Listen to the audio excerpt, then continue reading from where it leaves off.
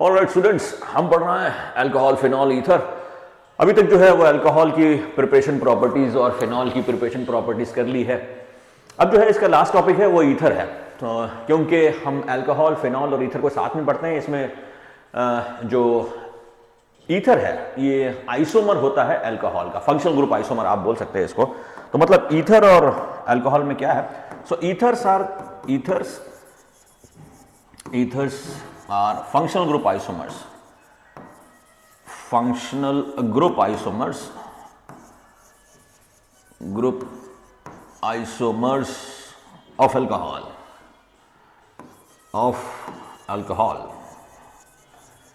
मतलब कैसे, अगर आप देखें CH3, CH2, OH and CH3O, CH3, इन दोनों का जो मॉलिक्यूलर फॉर्मूला है, if we talk about the molecular formula, then both the compounds have the same molecular formula, still they have different chemical formula।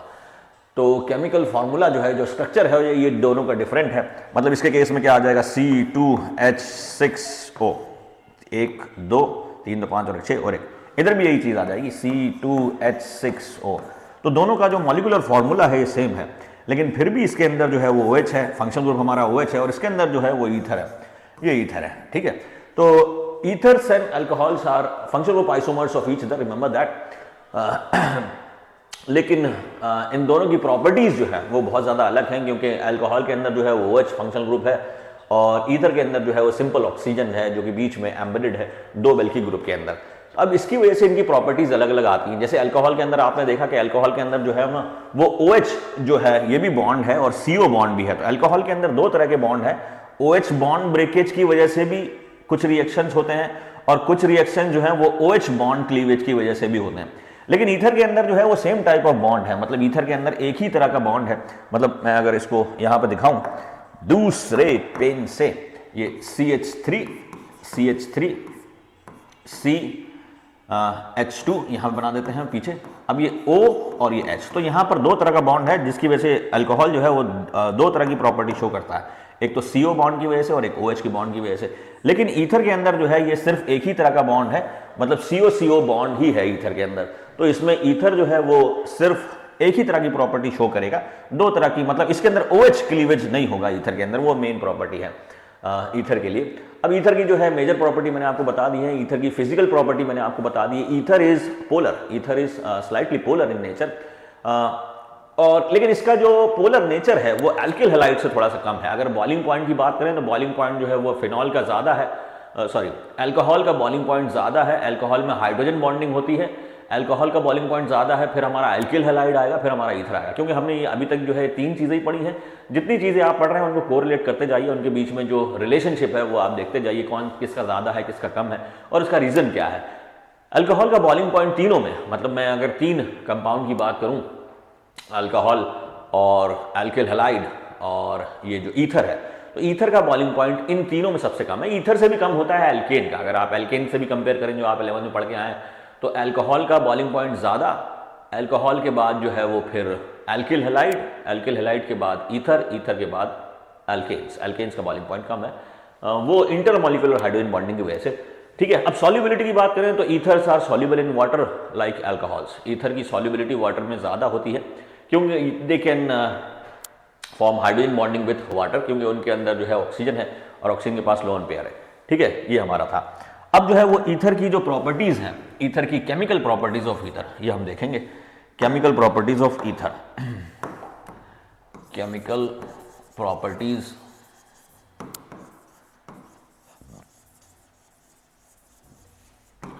Properties of ether, ये ether ether. ठीक है, अब ether के अंदर देखो आप क्या है कि CH3O CH3, तो यहां पर केमिकल प्रॉपर्टीज जो है ना, केमिकल प्रॉपर्टी जो आती है वो किसी भी कंपाउंड में फंक्शनल ग्रुप की वजह से आती है। क्योंकि अगर आप देखें अल्कोहल, ईथर, फिनॉल, तो उसमें एल्किल पार्ट तो कार्बन और हाइड्रोजन का ही बना है, बस उसका नेचर थोड़ा सा बहुत अलग है। फिनॉल के अंदर वो अनसैचुरेटेड है और ईथर और अल्कोहल के अंदर हम मान सकते हैं सैचुरेटेड है। तो एल्किल पार्ट जो है वो एक तरीके से फिजिकल प्रॉपर्टी को कंट्रोल करता है, और ये जो केमिकल प्रॉपर्टी को कंट्रोल करने वाला फंक्शनल ग्रुप होता है, क्योंकि फंक्शनल ग्रुप एक हीटेरो एटम होता है। जैसे अल्कोहल के अंदर फंक्शनल ग्रुप O और H है, तो यहाँ पर ऑक्सीजन और हाइड्रोजन की वजह से प्रॉपर्टी आएगी। ईथर के अंदर वो सिंपल ऑक्सीजन है, तो ऑक्सीजन की वजह से प्रॉपर्टी आएगी। ऐसे ही अमीन के अंदर NH2 होगा, कार्बोक्सिलिक के अंदर के C डबल बॉन्ड OH होगा। तो फंक्शनल ग्रुप जो है ये केमिकल प्रॉपर्टी को डिसाइड करता है। तो आप ध्यान रहे, functional group decides the chemical property of a compound. अब यहाँ पर ईथर के अंदर जो है ना, ये हमारा एक तरीके से ऑक्सीजन जो है ये हमारा फंक्शनल ग्रुप है। ऑक्सीजन जो है ये हमारा फंक्शनल ग्रुप है, तो उसकी वजह से प्रॉपर्टी आएगी।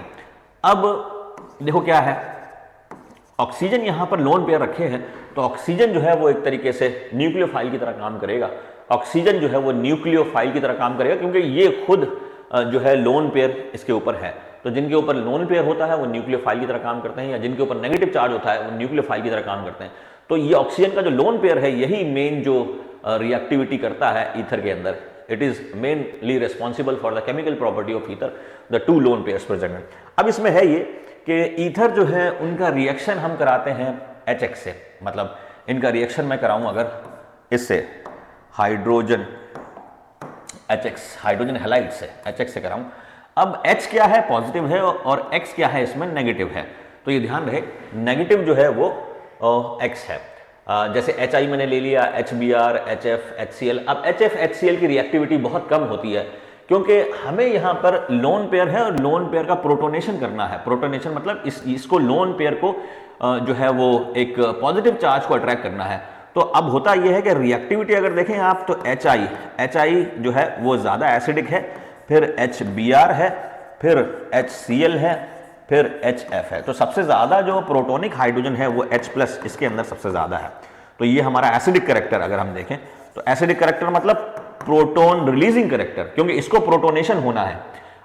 ऑक्सीजन जो है ईथर का, इसका प्रोटोनेशन होना है, तो सबसे जल्दी प्रोटोनेशन हो जाएगा हमारा HI के केस में। तो ध्यान रहे, रिएक्टिविटी जो है वो हाइड्रोजन हैलाइड के केस में, मतलब HX जो HBr है, HCl है, HF है और HI है। तो HI की रिएक्टिविटी जो है सबसे ज्यादा है, वो मैंने बता दिया आपको क्यों है।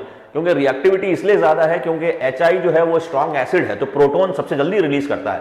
तो हमें इसके रिएक्शन करने के पहले, ईथर का कोई भी रिएक्शन करने के पहले, फिर ये लोन पेयर का प्रोटोनेशन होगा, क्योंकि रिएक्टिविटी ऑक्सीजन के लोन पेयर की वजह से ही है, तो प्रोटोनेशन करना जरूरी है। अब प्रोटोनेशन करने के बाद जो है वो बॉन्ड ब्रेकेज होगा। अब जैसे मैं यहां पर करता हूं, अब मैंने यहां, चलो इसको नीचे ले लेते हैं, पहले इसको हम नीचे डाल देते हैं। चल भाई नीचे, नीचे आ गया, ठीक है। तो इसमें रिएक्शन कैसे होता है वो देखते हैं। रिएक्शन कैसे होता है, तो पहले इसका प्रोटोनेशन होता है CH3O CH3, ये हमारा प्रोटोनेशन हमने कर दिया। इसमें जो है अब ये जो H+ आएगा, इसका H+ यहाँ पे लग जाएगा, वो मैं लगा देता हूँ। ये मैंने लगा दिया इसका H+, ठीक है, ये H+ मैंने लगा दिया। तो ऑक्सीजन के ऊपर प्लस चार्ज आ गया। अब ऑक्सीजन अपना बॉन्ड तोड़ेगा कहीं से, या तो यहाँ से तोड़ेगा या वहाँ से तोड़ेगा, क्योंकि ये सिमेट्रिकल ईथर है। तो सिमेट्रिकल ईथर में आप कहीं से भी बॉन्ड तोड़ सकते हैं, that's a convenient thing in case of symmetrical compound. So in case of symmetrical compound you can have your own choice. तो यहाँ पर सिमेट्रिकल है, तो ये वाला तोड़ो या ये वाला तोड़ो, कोई भी आप तोड़ सकते हैं। तो जैसे मैं ये वाला तोड़ देता हूँ, ये वाला बॉन्ड मैं तोड़ देता हूँ, ये ऑक्सीजन ने अपने लोन पेयर वापस ले लिए, तो एक तो कन्वर्ट हो जाएगा अल्कोहल में, ये कन्वर्ट हो गया CH3 और ये COH और ये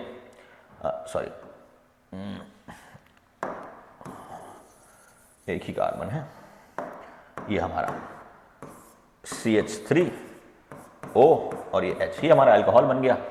अब ये CH3+ में कन्वर्ट हो गया, क्योंकि इसने अपना बॉन्ड जो है ना, इसने अपना बॉन्ड खींच लिया है। ऑक्सीजन ने अपना बॉन्ड पेयर जो है वो खींच लिया ऑक्सीजन से, तो ऑक्सीजन का पॉजिटिव चार्ज तो खत्म, लेकिन कार्बन पे हल्का सा पॉजिटिव चार्ज आएगा, वो अब बन गया इलेक्ट्रोफाइल। और यहाँ पर X- जो है, यहाँ पर X- जो है ये वहां पर अटैक करेगा, तो वो हमारा X वहां बन जाएगा।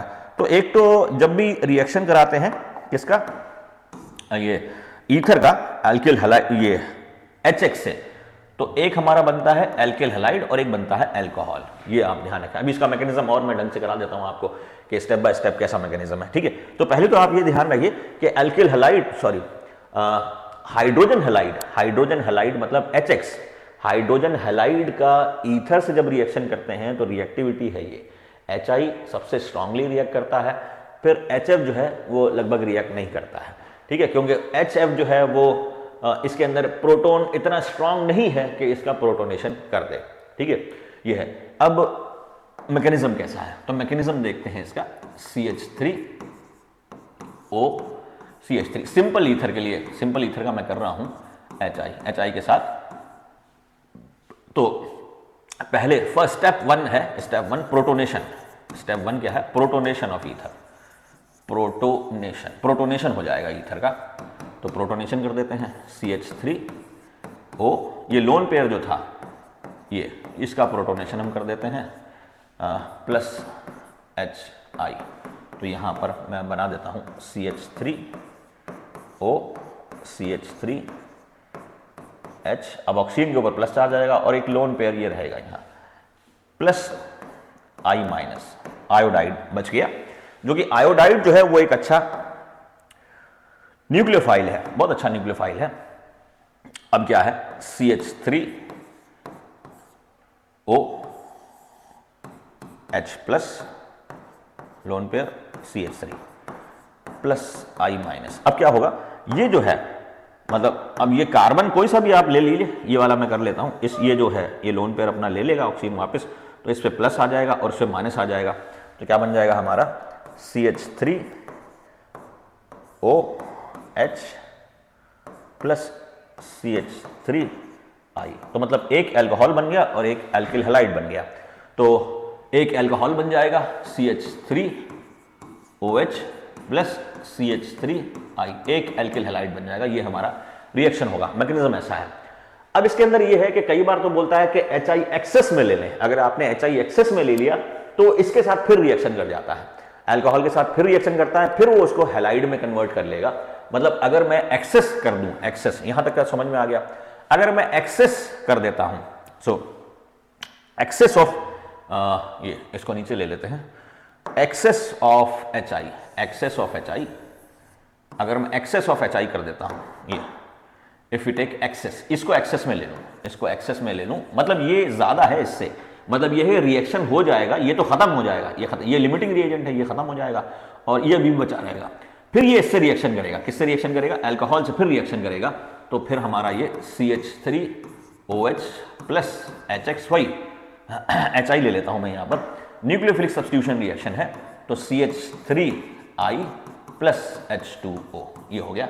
अब नेट रिएक्शन अगर मैं लिखूं, एक्सेस के साथ लिख रहा हूं, ये ध्यान रखें, एक्सेस, ये एक्सेस में है, एक्सेस में है। तो नेट रिएक्शन के साथ मैं अगर इसको लिखूं तो नेट रिएक्शन मैं यहां पे लिख सकता हूं, क्या होगा, नेट रिएक्शन क्या होगा, नेट रिएक्शन हो जाएगा CH3O CH3 plus HI in excess. तो ये हमारा CH3I plus CH3I plus H2O, ये हमारा नेट रिएक्शन हो गया, ठीक है। तो एक्सेस HI है, तो एक्सेस HI अगर है तो उसमें अल्कोहल जो बन रहा है वो भी जो है वो HI से रिएक्शन कर जाएगा और वो जो है वो वापस एल्किल हैलाइड में कन्वर्ट हो जाएगा। That is an important point, ठीक है। तो ये एक इंपॉर्टेंट पॉइंट। अब ये तो सिमेट्रिकल ईथर के लिए था, तो सिमेट्रिकल चीजों के लिए कोई खास दिक्कत बात नहीं। अब इन अनसिमेट्रिकल ईथर के लिए है, unsymmetrical ether, reaction of ether with HX, reaction of unsymmetrical ether with HX। तो अब वो देखते हैं, ठीक है। इसको देख लीजिए 1 मिनट के लिए, फिर हल्के से आंख मार लीजिए और फिर दूसरा पेज देखते हैं, ठीक है। तो reaction of unsymmetrical ether, unsymmetrical ether. अब अनसिमेट्रिकल ईथर के अंदर आपके साथ जो है वो 3 केस हैं। मतलब एल्किल पार्ट तो होगा आपका दोनों तरफ। पहला तो मैं अगर ये मानता हूं CH3O CH2 CH3, मतलब ethyl methyl ether plus HI। अब आपको देखना करना ये है, देखो क्या है यहां पे प्रोटोनेशन तो होगा, प्रोटोनेशन तो होगा ही होगा, क्योंकि HI जो है वो एक स्ट्रॉन्ग एसिड है, वेरी वेरी स्ट्रॉन्ग एसिड, ठीक है, बहुत स्ट्रॉन्ग एसिड माना जाता है। HI से बच्चों को मना करते हैं, लैब में भी आपको HI नहीं दिया जाएगा 12th लेवल तक, हालांकि BSc लेवल तक नहीं दिया जाता। It is very strong acid, ठीक है। अब प्रोटोनेशन तो होगा, प्रोटोनेशन के बाद जो है फिर वही CO बॉन्ड इसके अंदर तोड़ेगा। हाँ, तो ध्यान रहे रिएक्शन ऑफ ईथर जो है इसके अंदर CO बॉन्ड ब्रेकेज होता है। ईथर के अंदर जितने भी रिएक्शन है उसमें CO बॉन्ड ही ब्रेक होता है, तो इसमें CO बॉन्ड तो ब्रेक होगा। तो प्रोटोनेशन पहला स्टेप हमारा वही है, प्रोटोनेशन, कि प्रोटोनेशन तो करेंगे ही करेंगे, क्योंकि HI is very strong acid, तो वो H प्लस जल्दी से रिलीज कर देगा, और ऑक्सीजन के पास लोन पेड़ है, तो ए भिकमंगिया आ गया, H प्लस भिकमंगिया, तो ये भिकमंगिया आ गया, ए भिकमंगिया CH2 CH3 प्लस I। अब क्या है, I माइनस है। अब आपको करना ये है कि भाई यहां पर CO बॉन्ड है, तोड़ना है। CO बॉन्ड कौन सा तोड़ना है? एक तो CO बॉन्ड ये है, ये तोड़ेंगे। अगर आप ये तोड़ेंगे तो ऑक्सीजन को यहां कर देंगे। तो केस 1 में करता हूं, अगर आप ये करेंगे, अगर का केस है, अगर का केस है, अगर मगर का केस है, अगर आप ये तोड़ेंगे तो ऑक्सीजन पे नेगेटिव आएगा और I इस पे लगेगा, तो केस 1 I इस पे लगेगा, ठीक है। तो अभी मैं I नहीं लगाता, चलो अभी मैं कार्बोकटाइन ही बनाता हूं, कार्बोकटाइन ही बनाता हूं। अगर ये बॉन्ड तोड़ेंगे तो कार्बोकटाइन ये बन रहा है, ठीक है। और अगर आप ये वाला बॉन्ड तोड़ेंगे, अगर मगर का केस है, ये वाला बॉन्ड इसको दे देंगे तो इस पे प्लस बनेगा। अब बताओ आप कौन सा कार्बोकटाइन ज्यादा स्टेबल है, ये वाला कि ये वाला?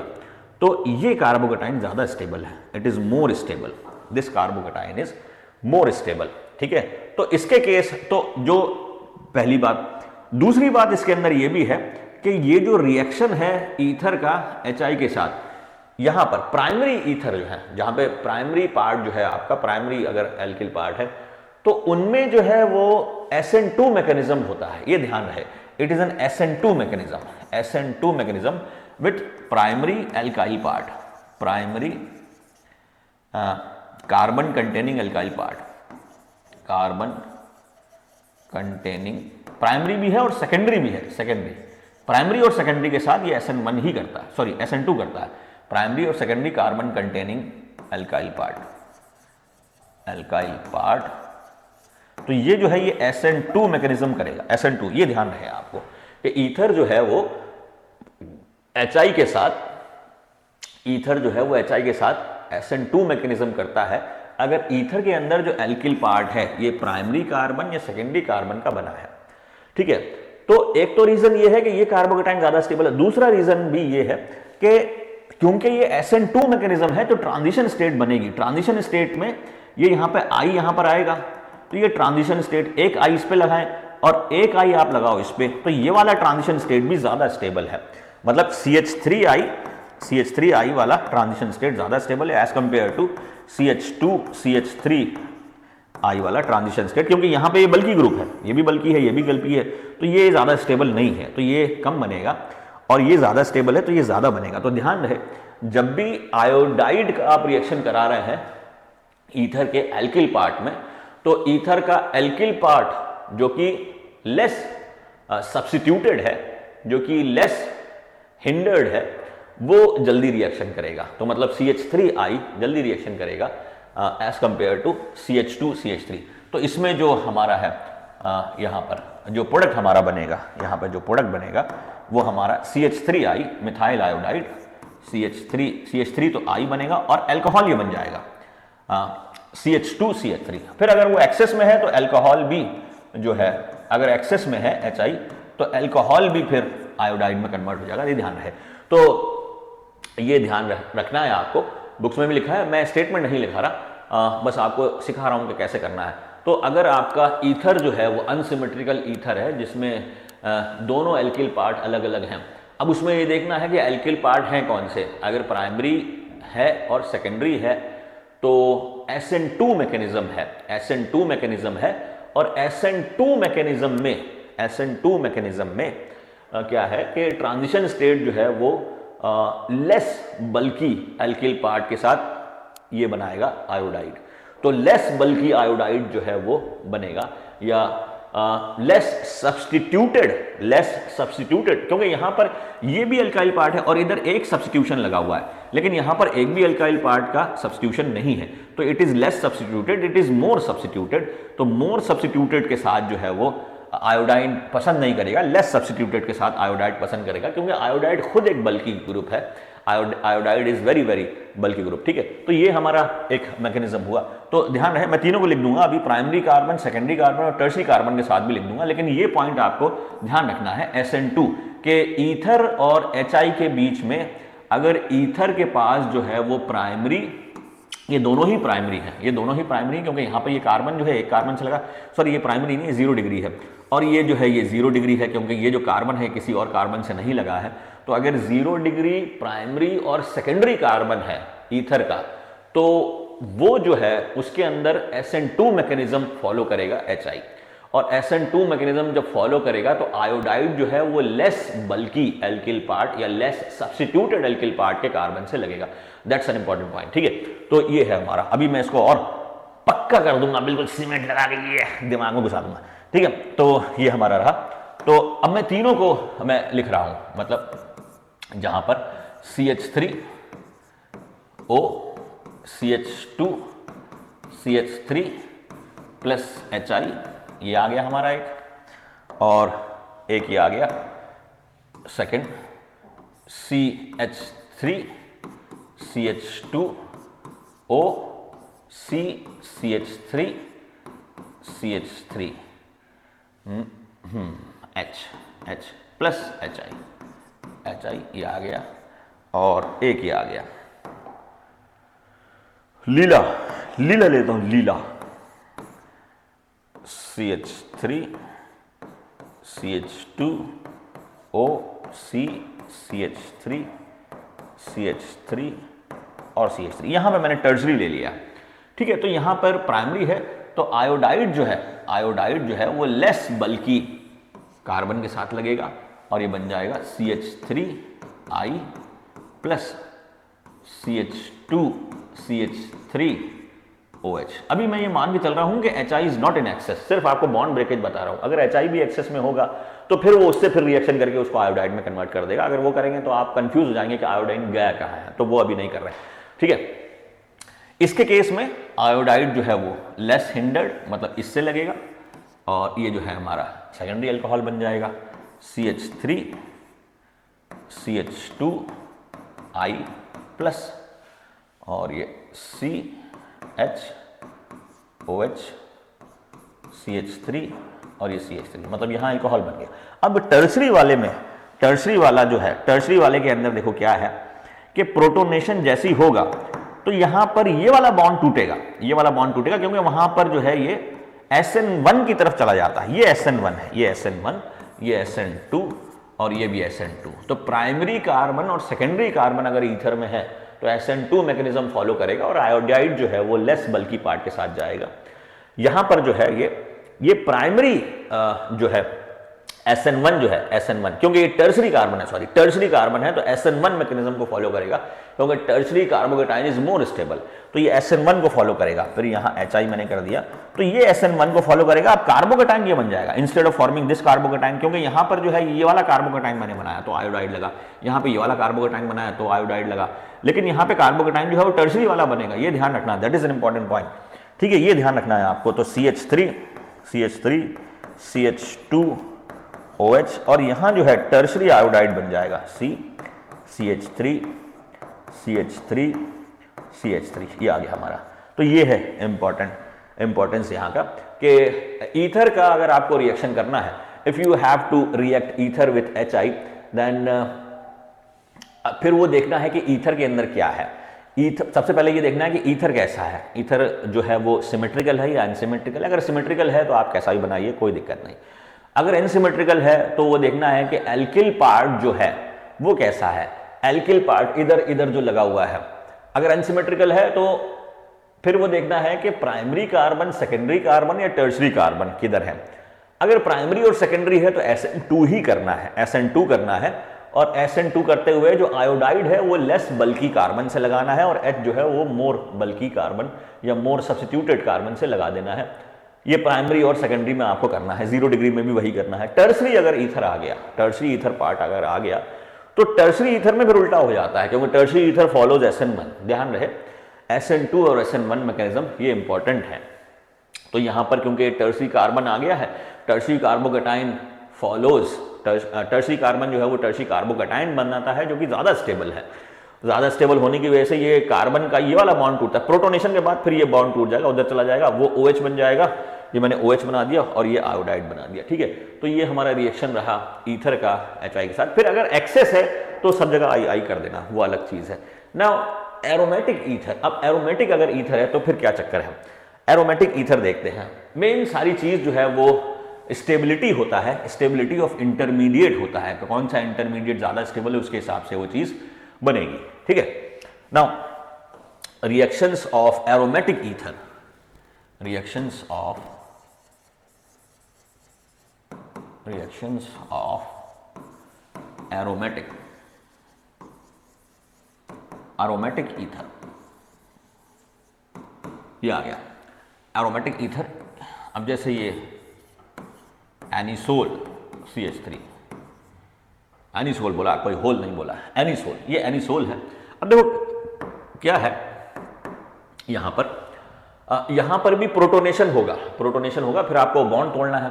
तो जैसा फिनॉल के अंदर होता है वैसे यहां पर भी होता है कि यहां पर भी रेजोनेंस होता है प्लस M इफेक्ट, मतलब ऑक्सीजन है, ये मैं बार बार गोला बना देता हूं, सॉरी, तो ये गोला हटाना है, हाँ, OCH3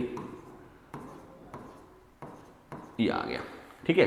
अब क्या है, ये लोन पेयर अंदर आएगा और ये बाहर चला जाएगा, ठीक है। तो वो रेजोनेंस होगा, एक ही बना रहा हूं, आप तो लोग तो होशियार हैं, बड़े बड़े सियार हैं,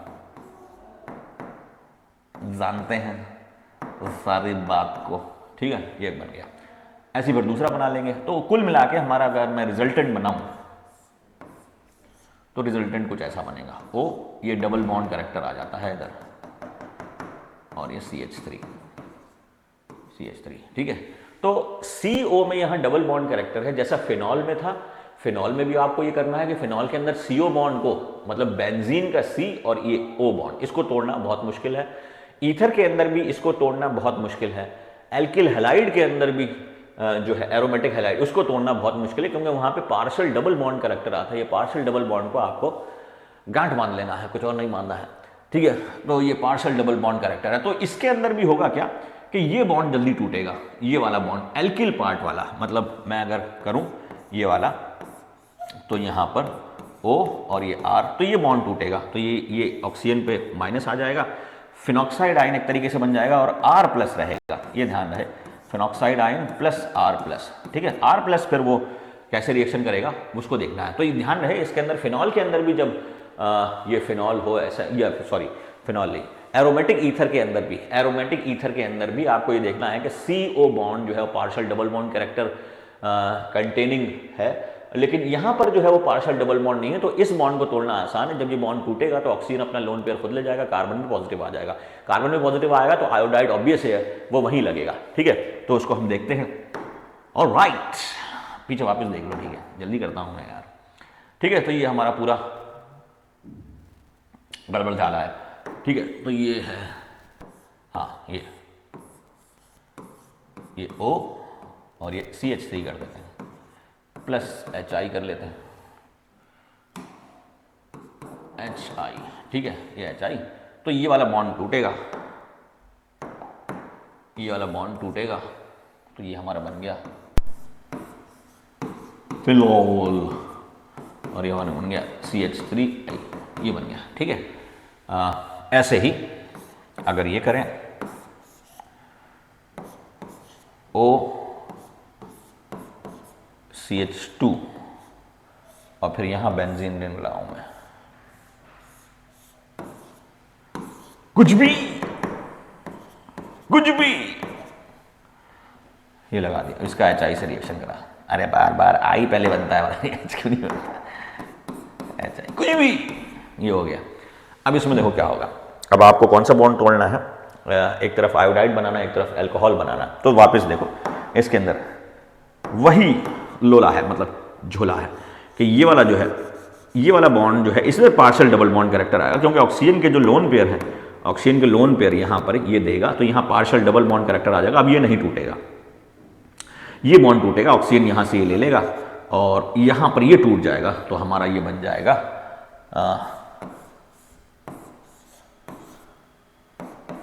फिनोल प्लस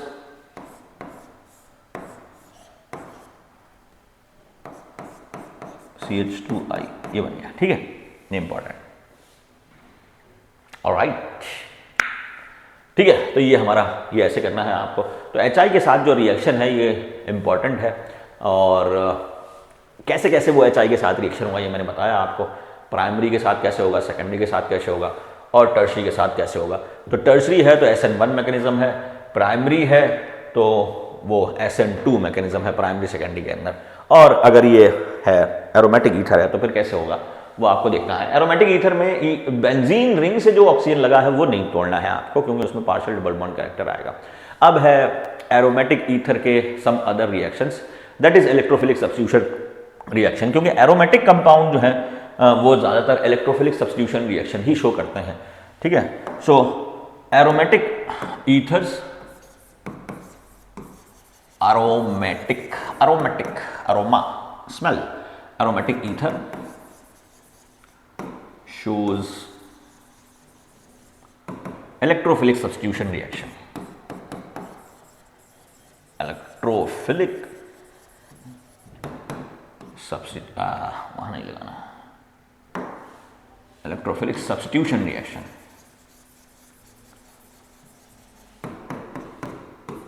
ये हमारा, तो यही ले लेते हैं एनीसोल, ये एनीसोल है OCH3।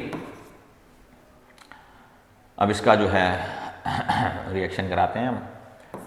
अब वही फ्रिडल क्राफ्ट रिएक्शन एक तो कर लेते हैं, CH3 Cl कर लीजिए इन प्रेजेंस ऑफ AlCl3, तो एक तो कंपाउंड ये बन जाएगा OCH3, ऑर्थो और पैरा पे लग जाएगा CH3, ये ऑर्थो बन गया OCH3 और ये पैरा बन गया, क्योंकि यहाँ पे ये इलेक्ट्रोफाइल जो है वो CH3 जनरेट होगा, वो आपको पता है फ्रिडल क्राफ्ट रिएक्शन है, FCR है, FCR फ्रिडल क्राफ्ट रिएक्शन, ठीक है। तो एक तरफ यहाँ पर ऑर्थो पे लग जाएगा और पैरा लग जाएगा, तो ये क्या हो जाएगा 2 मिथॉक्सी, क्योंकि ये 1 है ये 2 है, तो 2 मिथॉक्सी टोलुइन, और ये 4 मिथॉक्सी टोलुइन, 4 मिथॉक्सी टोलुइन, ठीक है, जिसमें इसका यील्ड ज्यादा आएगा। ये यील्ड की अगर हम बात करें तो ये ज्यादा बनेगा बिकॉज ऑफ मोर स्टेबिलिटी। तो एक तो रिएक्शन ये हो गया, that is electrophilic substitution reaction. Friedel Crafts reaction is a kind of electrophilic substitution reaction, remember that. दूसरा जो है, दूसरा रिएक्शन के अंदर क्या है कि यहाँ पर अगर CH3Cl ना लें, CH3CO ले लें, एसिटाइल क्लोराइड अगर हम ले लें तो उसमें भी यही होगा, एसिटाइल होगा। ये हमारा OCH3 प्लस CH3COCl, ठीक है। चलो वैसा बना देते हैं बच्चों,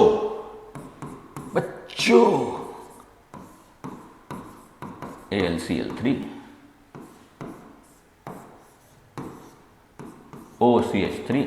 अब यहां पर जो है ये कार्बोकेटाइन ये वाला जनरेट होगा, ठीक है, कार्बोकेटाइन ये जनरेट होगा यहाँ पर, तो ये जो है ये अपने यहाँ पर लगेगा, इसलिए वैसा बनाया मैंने, C डबल बॉन्ड OCH3। अब ये एसिटाइल ग्रुप है, ये इसको एसिटाइलेशन बोलते हैं, ठीक है, एसिटाइलेशन ऑफ ईथर। तो पिछला वाला जो था वो एल्काइल ग्रुप था, तो वो एल्काइलेशन ऑफ ईथर है, C डबल बॉन्ड OCH3, ठीक है। तो अब देखो ये जो है ना, इसके अंदर एक तो कीटोनिक ग्रुप है, एक तो जो है कीटोनिक ग्रुप है और एक ईथर ग्रुप है। ये तो हमारा कीटोनिक ग्रुप है, दूसरे कलर से करूंगा, इससे नहीं करूंगा। तो ये हमारा एसीटोन ग्रुप है, इसको बोलते हैं एसीटोन ग्रुप, एसिटाइल ग्रुप। अब इसमें ईथर भी और ये भी, तो एसीटोन की जो है वो प्रायोरिटी ज्यादा होती है, इसको बोलते हैं एसिटोफिनॉन। ये पूरा ग्रुप है एसिटोफिनॉन, ठीक है, एसिटोफिनॉन। और तो ये हो जाएगा और 2 मिथॉक्सी एसिटोफिनॉन, और ये हो जाएगा 4 मिथॉक्सी एसिटोफिनॉन, ध्यान रहे। 2 सेकंड पोजीशन पे मिथॉक्सी को सब्स्टिट्यूट लिया, और मिथॉक्सी जो है सब्स्टिट्यूट की फॉर्म में ही रहेगा, 2 methoxy acetophenone,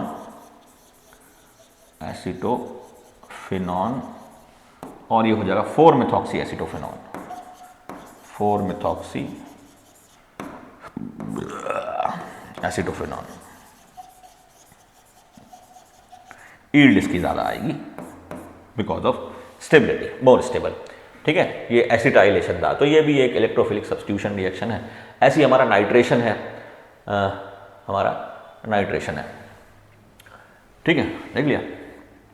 now nitration, nitration of aromatic ether OCH3 plus HNO3। अब नाइट्रेशन जो है जनरली HNO3 और H2SO4 की प्रेजेंस होता है, दोनों ही कंसंट्रेट होते हैं। तो ये हमारा वही ऑर्थो और पैरा पे OCH3 NO2 plus OCH3 NO2, तो ये आ जाएगा 2 नाइट्रो। अब इसके अंदर नाइट्रो को सब्स्टिट्यूएंट लिया है, तो मतलब इस चीज़ को मैंने मेन ग्रुप माना है, इसमें इसको मेन ग्रुप माना है और नाइट्रो को सब्स्टिट्यूएंट लिया है, तो आ जाएगा 2 नाइट्रो एनिसोल और वो आ जाएगा 4 नाइट्रो एनिसोल, 2 नाइट्रो एनिसोल और ये आ जाएगा 4 नाइट्रो एनिसोल।